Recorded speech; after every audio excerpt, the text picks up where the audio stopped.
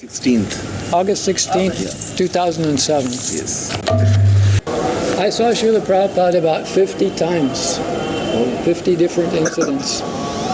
There's some morning walks, some initiations, fire sacrifices, greeting him at the airport, and a time when he left the temple going off to another country, some Srimad Bhagavatam classes.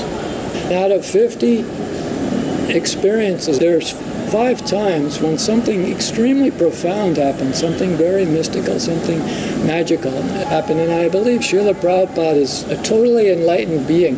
He was doing mystical things all the time, but he was not doing kind of miracles like Jesus Christ did. Prabhupada was doing all kinds of things from inside of us. A realm where we're asleep and he's totally awakened. So I'm going to tell you those events. The first time I met Srila Prabhupada, I was a new brahmachari. I joined in New York City, but I was such a poor Sankirtan devotee. And New York City owed Boston a brahmachari, so they sent me away. They gave me to the Boston Temple, so I was initiated there in Boston.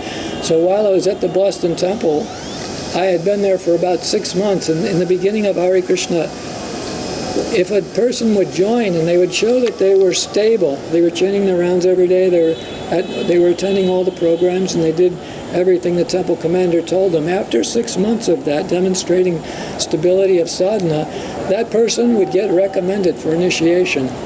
The temple president would ask you, take you aside privately sometime. He would meet you somewhere. As Tradas is my president, and he said, do you want to be initiated? So I was finally confronted. It was a surprise to me. Although I knew that after 6 months, most people would become recommended. I said to him, I have to think about it. And he was very surprised. Then he was very surprised. He couldn't believe that I asked for some time to think about it. He was actually, I could see him moving back like he was in shock. He said, okay, well, you have to tell me by tomorrow. Yeah, he didn't tell me why, but apparently he'd asked a bunch of devotees where I'd been asked to be initiated. And he wanted to put us all into one letter and send that off to Srila Prabhupada. I found some free time for myself. I went down to the basement of the temple all by myself, and I sat there and I thought that I'm about to become initiated. And I took it very seriously, that I'm going to swear before God Almighty and before His servant and the devotees and the sacred fire and the deities that I'm going to follow the 4 regulative principles. And I'm going to chant at least 16 rounds a day for the rest of my life. And I knew I knew my own self. I didn't think I could actually do that. So I sat there and I was thinking, oh my God, but you must be initiated by a pure devotee. Running these contemplations, I actually started crying. And I thought, no, I can't do it. I just can't. I have to be true to myself. I don't think I can do it. The next day, after the Bhagavatam classes, devotees are all going down out of the temple room for prasadam. The temple president, Tradas, comes over and he says, well, do you want to get initiated? And I just said yes. But in my mind, I totally determined that I'm going to say no. I just can't do it. But when he approached me, the strangest thing, my mind actually split right in front of me. And this other part of me said yes. Then I was surprised, and I just stood there amazing. I thought, how did that happen? What just happened there?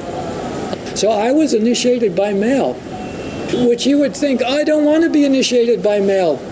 I want to be right there, and I'm going to go up and bow down and swear my vows, and how many times I'm going to chant Hare Krishna every day, and he's going to chant on my beads, and you have that ideal. In retrospect, I'm very happy I did that. Something very interesting happened that wouldn't possibly have happened if I was initiated in Srila Prabhupada's presence. That would have been some other wonderful thing, I'm sure of that. But this thing was actually, Krishna knows us from all of our past lifetimes, and he just really knows what's going to be fun for you, you know? Even though you might not think so at the time, but in the end you'll see how that was wonderful. The letter was sent. I didn't think anything about it. I wasn't thinking every day, oh boy, I can't wait, the letter's going to come, I'm going to be initiated. I totally forgot about the whole thing and just went about my normal services. But then after about a week or 10 days, I don't remember exactly, they're talking about 35 years ago. So one day, I sat down, get my japa beads out, and I start chanting Hare Krishna. And immediately I said, whoa, wait, this is not my japa. And I immediately know I've been accepted by Prabhupada.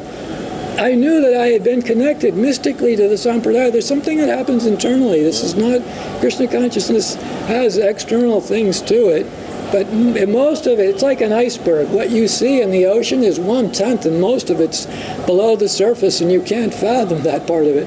And I knew that my japa was so radically different, better than ever before, just all of a sudden, that I knew that now I've had that, lagadia, I've been connected internally.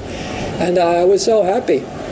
And I don't think if I was in Srila Prabhupada's presence, I'm sure something else wonderful would have happened, but I don't know if I would have noticed that very subtle change in my japa as it had happened.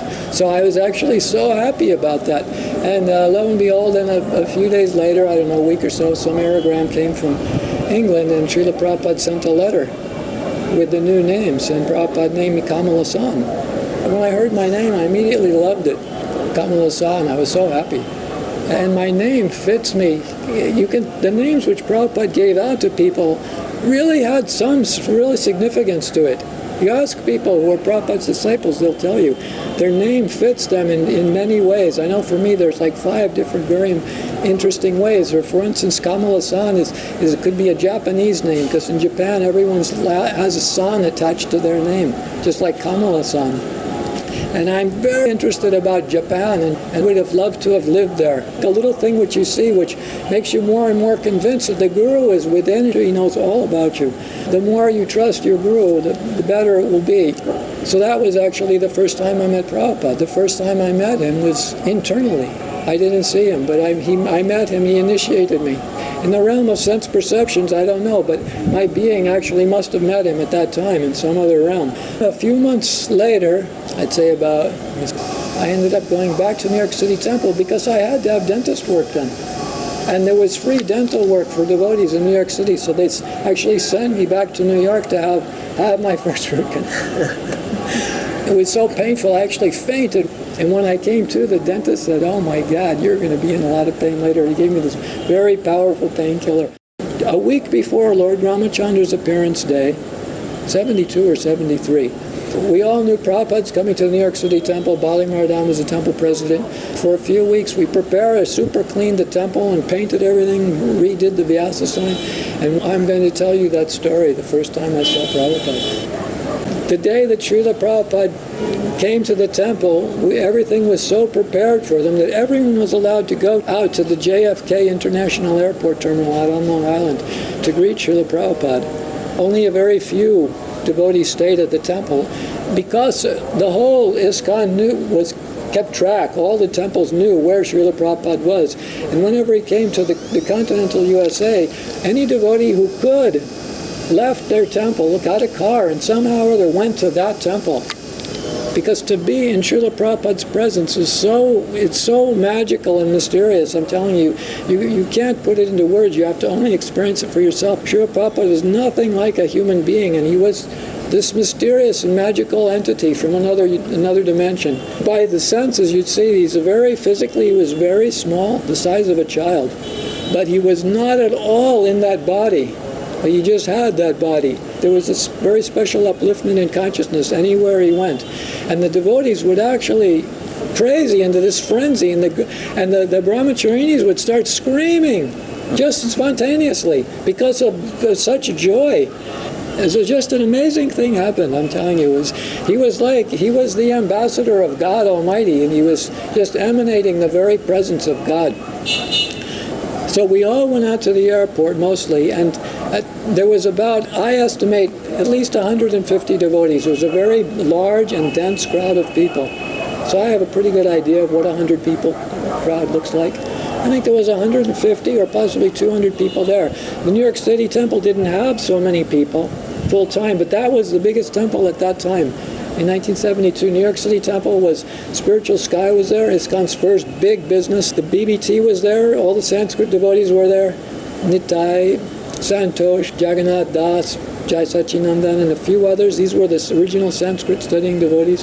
All the artists were there, Jadharani, Bhardaraj, Vishnudas, and many others, making the paintings for the book. So all the book publishing was being done there. The printing press was in New York City. It was the biggest temple. Because everyone knew Prabhupada was coming, devotees started driving from all over America and started living there. And the temple was so full of devotees that even on the staircase, where the staircase goes up, there's a landing where it changed direction. Devotees were sleeping on the landings and the hallways, everywhere. The temple was packed out. The devotees were sleeping up on the roof of the building, actually, even. It was so full. So there was a very large crowd. We all went out to meet him, maybe 10 o'clock in the morning. We all got out to JFK International Airport. And back in those days, in 1972, there was no security. They didn't have conveyor belts or anything. You just walked to your airplane. It was just a totally different time of life. So they gave us our own wing, so we weren't disturbing. The whole other airport was totally functioning. But we had about 150 devotees with mridangas and kartals and all that. And they had made a large Vyasa sign right there in the airport. And they did a very good job, I'm surprised, with this very nice canopy over it. Someone made a very nice Vyasa sign there.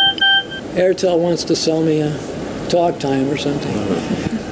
And they had all kinds of arrangements to receive the pure devotee of God. The whole airport was just functioning without us. We were in our own little wing. So we had this very big kirtan going. The more people, it seems, the better. So we had quite a lot of people, 150 people in a kirtan, with a lot of mridangas and kartals and all that. And the kirtan was going really nicely, as kirtans are usually. There's this ineffable, this very nice state of consciousness you create when you do a kirtan. But all of a sudden, after it was a pretty long time. It seemed to me the kirtan was going for about a half an hour, maybe even 45 minutes. All of a sudden, I felt my consciousness going very high. And immediately I knew the pure devotee is now near us. This bliss level started going unbelievably high. This consciousness was so high, it was like a whole new realm. Prabhupada came by himself into the big congregation of the devotees. So we had devotees lining the pathway from the Vyasa sign going to the elevator doors. The kirtan's going really well. There was that very special upliftment. I positioned myself closer to the Vyasa sign than to the doorway. A crowd of devotees uproariously chanting and dancing. As soon as the doors opened, immediately this shock wave of light. It was like light, but it was not light. Like someone with a camera with a flash, just like that. But it wasn't light. It was some perception. As soon as he moved forward, I knew he's not a human being. Somehow I could perceive he wasn't moving according to the three modes of nature. But I believe Srila Prabhupada's consciousness enabled us to perceive these specialities, to be able to perceive him in a more profound way, what he really is. You don't want to think of your guru as that body, whatever his body is. And Prabhupada's enabled me to perceive that in a very sure and profound way, that he was not controlled by the laws of nature. Directly perceive as soon as he moved forward that he was not a human being, and gravity was not affecting him or any of those things. He was just making pretend that he was a human.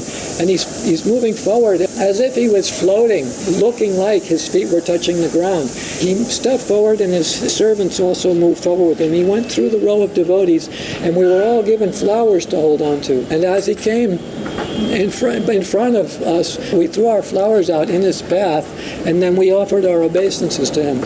So as Srila Prabhupada started coming very close to me, as he was emanating the power of God Almighty, my mind became extremely subjective.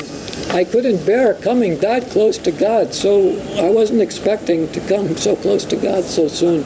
As he came forward, my mind withdrew within me very powerfully, and I just threw my flowers out and took a glance at his feet and bowed down, and I heard this very high-pitched kind of a high-pitched ringing sound, like a tuning fork, as Srila Prabhupada walked by.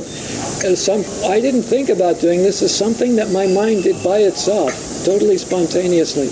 I couldn't bear that much strong the presence of God. Prabhupada walks by and he sits down on the Vyasa sign.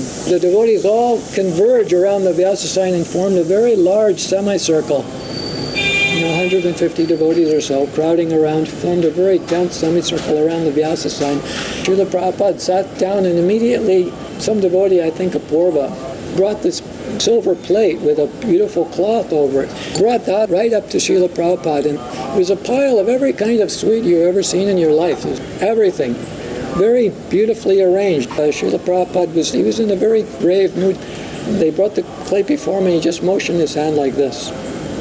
So that immediately understood, so he took that plate away, he doesn't want the sweets. And another devotee comes forward and they also have another silver plate, but on this plate was this silver chalice. So they brought that over and they pulled the silk cloth off of that. So Srila Prabhupada grabs the chalice and the glass of water, he takes out and he tips back his head a little and he just pours the water. And as he's putting the chalice back, just think of this, I don't know if all, but many of the devotees are just said, Jai Prabhupada, and you might wonder, because if you hadn't been there, why were they cheering? All he did was he just grabbed a chalice and drank a sip of water and put it down, but the devotees are cheering. Why is that? The reason was that he was in this very exalted state of consciousness, and as if everything that he did was very special and meaningful and profound. Even if he just drinks a glass of water, it was like an amazing thing has happened. Although if I offer you water and you drink it, we're not all going to start cheering. But his state of being was so amazing. That's what I wanted to point out. It's an interesting experience that the devotees were cheering and he puts the Jai Prabhupada, he drinks that, puts it on. The devotees take that tray away. Then from his left, another devotee comes up with another silver tray with a silk cloth over it and puts that up to Srila Prabhupada and pulls the cloth away. And there was a new book the BBT had just finished. So this was the first time they're going to offer this newest publication, and it was called Raja Vidya, the King of Knowledge. And it was a beautiful little booklet. The cover was all white with a picture of as if a tulsi leaf, and then Krishna facing Arjuna. It was a beautiful, beautiful picture. So Srila Prabhupada took that book with both hands and held it before him. And then the first sound I ever heard him make directly from him, as he held that book and he started looking through the pages, he made the sound, like that, But the sound was not like a sound which a human being can make. The sound of his voice was to hear his sound, not a recording or through a microphone amplification system, but the sound of his voice sounded like it came from another dimension. And then when you read the scriptures, you hear, Krishna's voice sounds as deep and profound as the rumbling of thunderclouds at a time of lightning. The clouds make that. It was like that. His sound of his voice sounded like, it's not like my voice, it's just vocal cords vibrating the ether, right? Kind of like a cheap sound, it can affect the mind. But Prabhupada's voice went all the way into the core of my being, that sounds. He takes the book and puts it down, so then they take that away. Then Prabhupada takes out his kartals, and the devotees get ready, everyone's sitting kind of like we are all around, and he starts chanting, Jai Radha Madhava Kunjabi Hari. So he's going to give a little talk, and as he's chanting Jai Radha Madhava Kunjabi Hari, I was such a new devotee. I only knew the first line. I couldn't even follow the whole of that verse. And as he was chanting Jai Radha Madhava, he was slowly moving like this, looking over the devotees. And as he was chanting that, in call and response chanting, his eyes looked right into my eyes for a moment. And when he did, his eyes grabbed my focus of my attention and pulled it all the way back within into the very core of my being, into a dimension and a place which I never even knew existed. It was so quick and amazing. And he showed me that within the core of my being, the fault in the core of our being, if you have a slight fault, namely if you're envious of God, it caused you to manifest out in this world and have forms. Prabhupada did that to me. He took my attention, pulled it in, and he said, there's the problem right there. And it was so shocking, I'm telling you, can't imagine. Only took him a moment, and as my consciousness was inverted back, I knew that he knew more about me than I know about me. I was so ashamed and so shocked by that I broke our eye contact. So that experience was about, I think, 1.5 or 2 seconds maximum. 1.5 or 2 seconds. I had to turn away. Kirtan went on. And Prabhupada starts to chant Sri Krishna Chaitanya. He changed into a kirtan with Sri Krishna Chaitanya and then Hare Krishna mantra. So as he started to chant Sri Krishna Chaitanya, then all the devotees understood, oh, this isn't just going to be a bhajan in a class, this is going to be a kirtan. So everybody stood up, as far as I could see, and I was looking around, a large crowd of devotees, we all stood up and we started having this uproarious kirtan with Srila Prabhupada leading Sri Krishna Chaitanya a few times and then Hare Krishna. So during that kirtan, something very amazing happened. And I want to tell you about it. We were standing up when we came to the point of Hare Krishna, chanting Hare Krishna, the call and response.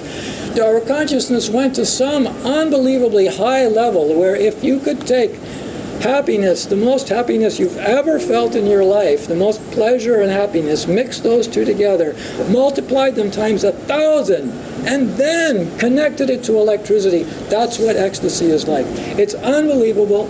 It's like electric happiness and pleasure. And Srila Prabhupada just mystically, I know it was all by his grace. I mean, we'd never, ever had an experience like this. We're having kirtans all the time, and kirtans are nice. But this was something out of this world, I'm telling you. It was some just special thing that he just did for us, where he connected us and then lifted us all up, as if he took all of us souls present, put us on, how people were bringing silver plates with sweets on it and with the chalice of water and with the new book they just bought. And Srila Prabhupada took all of us, but not our bodies, obviously, but our beings, all of our atmans, whatever that is, wherever that is. And it's in some other dimension that the mind doesn't know. Put us on a silver tray and then lifted us up to Krishna.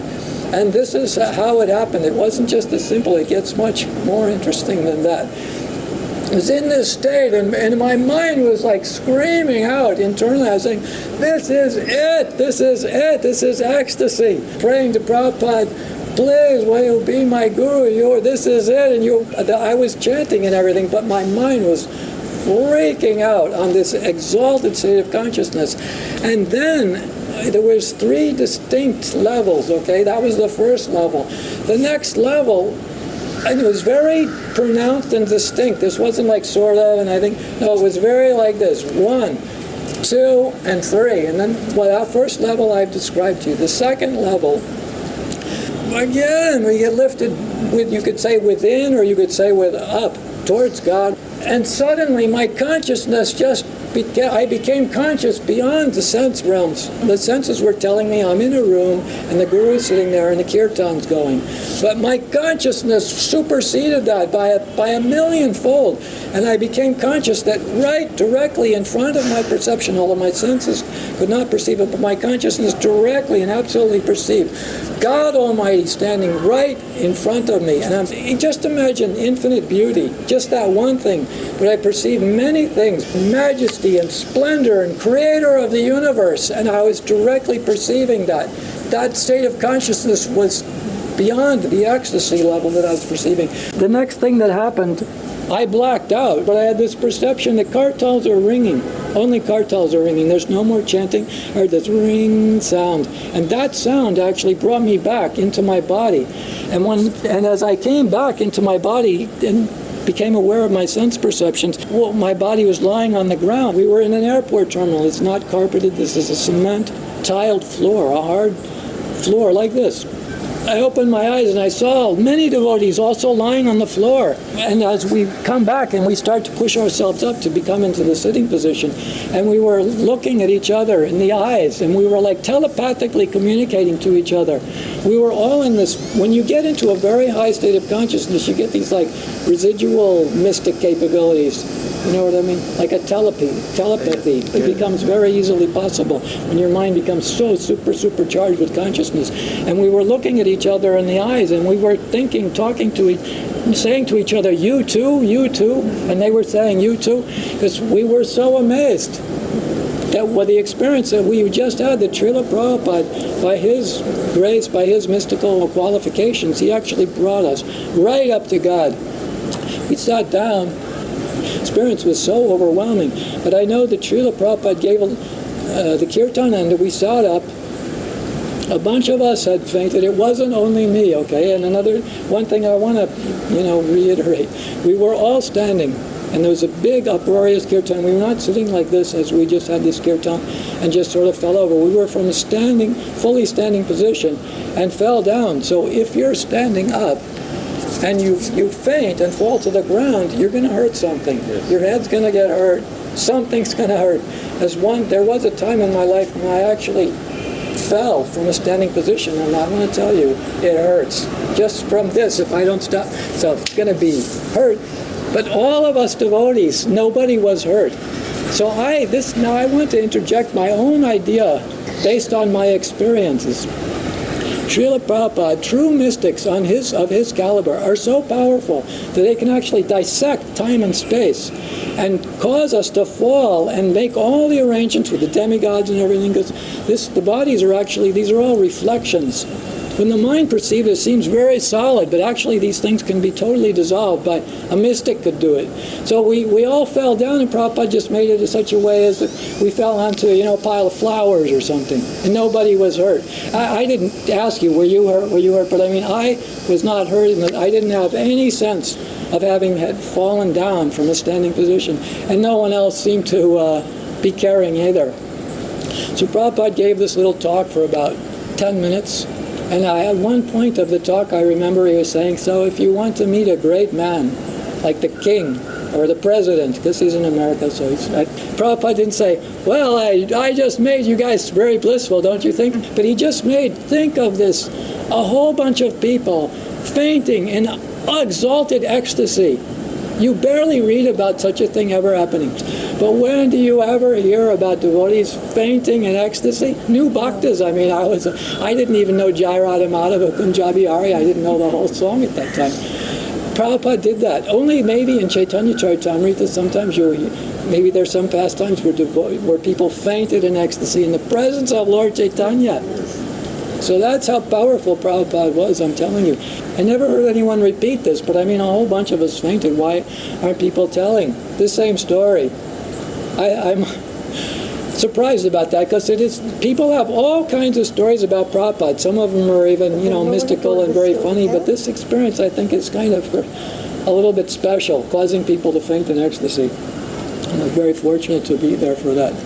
Some of the devotees say, when they're giving their talks, they say, to the new devotees, the devotees who never saw Srila Prabhupada, those people who weren't initiated, usually I found it's mostly the females who will say, but you didn't get to see Prabhupada, but don't feel like you've been left out. ISKCON is as it was before, and you can still perceive that. I'm telling you, it's a total lie. It's not at all true. There is something very, very, very special about being in the physical presence of Prabhupada, because since he's gone, I've never seen those things happen, where kirtans became so ecstatic that the devotees actually go mad.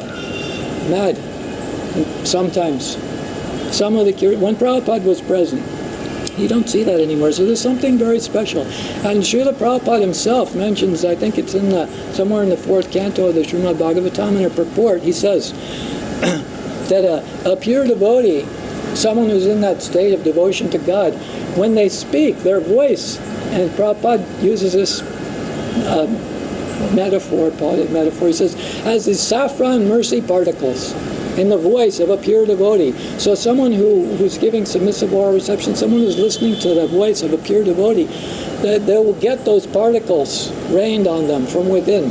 And it's a very wonderful thing to say, but it's actually very factual and very true. There's something very special about being in the presence of an enlightened being.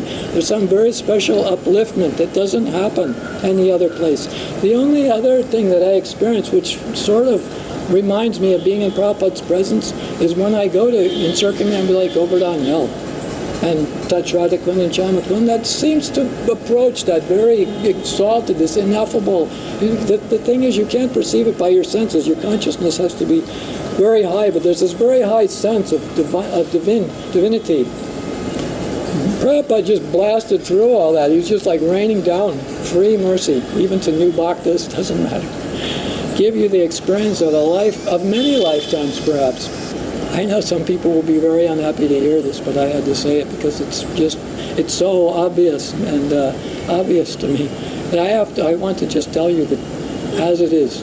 Prabhupada gave a little talk, and he mentioned, so if you want to meet a great man, you can't meet that great man, the security and everything. But that great man has a dog, and the dog is just running all over the place. So the dog comes over, and if you reach down and you pet that dog and you say, hey, puppy, then that man, he might come over and he will talk to you.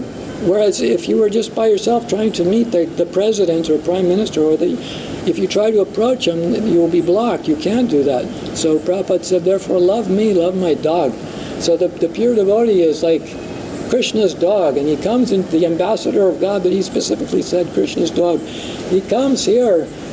You have your chance to begin your relationship with God through the pure devotee. So he mentioned that a few times in the talk. As the talk ended, I was still trying to recover from the shock of that experience. Prabhupada got up from the Vyasasthana and he starts to go out from the arrival departure lounge out into the main lobby of the airport. And as he goes out, apparently someone had called a news crew from ABC or CBS News, and they actually sent some reporters to interview him with the TV cameraman and the guy with the light and the microphone. And so as the news crew approached Srila Prabhupada, he immediately just sat in the first chair there was, one of those little plastic chairs that they have in the airports, many rows of chairs. Prabhupada immediately sat down, the cameraman come, they all circle around, the devotees formed a complete circle around Bali Maharaj, the temple president, stand next to Srila Prabhupada at that point. And he starts asking a few questions about why are you here, what. I remember only one of the questions he asked, and he said, maybe because it was so strange to me that's the reason I remembered it. He said, how long are you going to be here? Srila Prabhupada didn't answer that. He just sat there, and everyone was wondering, why is he not answering? He very clearly said, well, how long will you be here? And but he didn't say anything, and about a second or so went by. And in an intense situation, 1 second seems like a long time. Srila Prabhupada made an eye gesture to Bali Mardan, and Bali Mardan immediately said, oh, he understood that he's supposed to answer. And he caught the interviewer's attention. He said, I think he said 6 weeks. And then he asked some other question, and then Srila Prabhupada, the camera crew just became totally disinterested. He collected a few answers. He just turned right around and they went off their way. And Srila Prabhupada stood up and started walk out of the airport. As soon as Srila Prabhupada stood up from the chair, a devotee friend of mine named Gadagraj ran, just scoot over. It just took like 1 or 2 steps. Came over to the chair and sat himself down in the chair as if he thought, if I can sit where the pure devotee has just sat, I'll get some special mercy I will get. You could tell he was very determined, like sitting down in the chair, and he sat there, he was just like bleary-eyed and just sort of smiling, just waiting for something to happen, it seemed. And I always remember it was so kind of charming that he was going to experience some kind of Shaktipat Diksha if he could just sit where Prabhupada has just sit only 2 seconds before him. He would catch some of that Krishna consciousness or something. Went out. We all went out. Now, I want to tell you, the story is continues on, because we again met Srila Prabhupada at the temple, and I want to tell you that. But I wanted to mention to you something very interesting. There's some interesting phenomenon that I believe sometimes the mind has the ability actually to blot out fantastic experiences that we have. Because Gadagraj was there, I'm sure he was there. I distinctly remember him and sitting in that chair and all that. And a few years ago, he lives in my part of California now, and every once in a while I see him, and I said, Gadagraj, do you remember that time we went out to meet Srila Prabhupada at JFK in New York City? And he said, yeah, sort of, I guess so. And you remember that when Prabhupada stood up, you immediately sat in that chair, and he has no recollection of that. Totally blank mind. And I thought, how could you forget such a thing, It just surprises me. So I just wanted to mention that to you. He doesn't remember that he did that. So to me, that shows that the mind, even if you were in the presence of like Jesus Christ or Srila Prabhupada or some very specially Shakti Vaishyavatar, it's actually possible for you just to forget about it. It's very surprising to me. And then I spoke to a devotee a few weeks ago about this, so many people fainting in ecstasy. I don't know, maybe it was you. I don't remember. Someone I had mentioned, I said, I can't believe that more devotees haven't talked about this. But it very much surprised me that someone else didn't tell a story about the time that a whole bunch of people fainted in ecstasy. It amazes me. And that's one of the things that drives me to collect Prabhupada stories from people. I'm just trying to find people, because you want to find someone like a kindred spirit, someone who already had a similar experience, and then talk to them. Well, what has happened in your life since that time? I can't find anyone. Oh, so the devotee who I mentioned that to, they said, well, there's very few devotees still left in ISKCON, active devotees. Like, I'm not active in ISKCON. I've been living by myself now for many, many years, 10 years or so. They said maybe they're like that, or maybe they've just fallen away, totally fallen away. A lot of my God brothers, I still have good relationships with them. Totally rejected ISKCON. They don't believe in Srila Prabhupada anymore, anything. They're eating meat. This interesting thing is the devotees who were big-time book distributors who fell away, even if they fall back into meat eating and all those other things, intoxication, their lives are so blessed. I'm telling you, these people have so many fortunate things happen to them. One friend of mine who hates Hare Krishna, I have to be very careful when I'm associating with, not to mention anything, because it gets him going and gets his adrenaline rush going, and he starts blaspheming everything. This guy, he won this lottery where he won millions of dollars, and I feel very sure that Krishna gave him that, because he had so much to do with book distribution, but many other incidents. That's the most startling. But these devotees' lives seem so blessed that even if you go for Krishna consciousness and you fall away from the process, Krishna is still going to honor your service and take care of you. God damn it, even if you go away totally, even into meat eating and everything, I believe Krishna is still going to, even though you reject him, he's going to help you. And Srila Prabhupada made a statement. I never heard him say this myself directly or read it, but some devotees have told me, oh yeah, it's on that disc of stories, Shruti Kirti, or some very authoritative person who's Prabhupada's servant said, that Prabhupada said to him, to a bunch of people, that the people who were initiated by him will achieve enlightenment within 3 lifetimes maximum. So that's amazing experience. Even if they totally reject, okay, they're going to go through something, maybe their next incarnation, that'll just be sloughed off, they'll just start out, and again they'll be exposed and they'll just take into it, apparently. I'm speculating on that, but I mean, if 3 births is what he said, now I didn't hear Prabhupada say it, but it sounds to me like something Prabhupada would say, and I mean, he's definitely got the power. I know he brought me right up to Krishna that time, and I was just a brand new bhakta. So Prabhupada had his own servants, his own car and everything, right? They start driving back, and we all had to find our way, get a vehicle that we had come with and find it and pile in there, and we were driving back to the temple also. And we were stuck in traffic and all of that. This is Manhattan, New York City, even in those days, like 8 million people there. Very, very heavy traffic during the day. We're coming up to maybe it was about 11 o'clock in the morning at that point. So the lunch hour and all.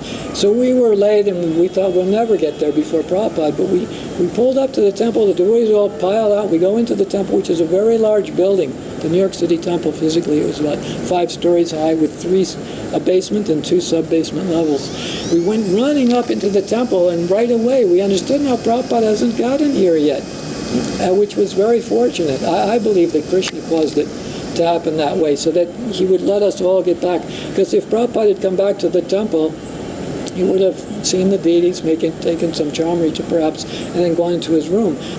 But because we were all there, we had a whole other chance to greet him. And so what happened was very interesting. We all went into the temple. The temple started getting very super crowded because there was at least 150 or possibly 200 devotees, I believe, there. We all go in there, and the first thing that I did, I went running down into the prasadam room. But in New York City, in those days, 1972, ISKCON was very much run like the military, and the temple commander was like the sergeant in arms. And you had to there's no question of not going to Guru Puja or a class. You absolutely had to do everything that they told you. And there were rules, and very strict rules, and everyone followed. It was very monastic and very strict on the east coast of America. I just went running down into the sub-basement to the prasadam room, and although it's totally forbidden I went right up to the table where the prasadam is kept and just started eating right off the table. All very forbidden thing. You must never serve yourself. You must never touch the food with your hands. I broke a whole bunch of very important rules. Normally I'd get in a lot of trouble if anyone would dare to do such a thing.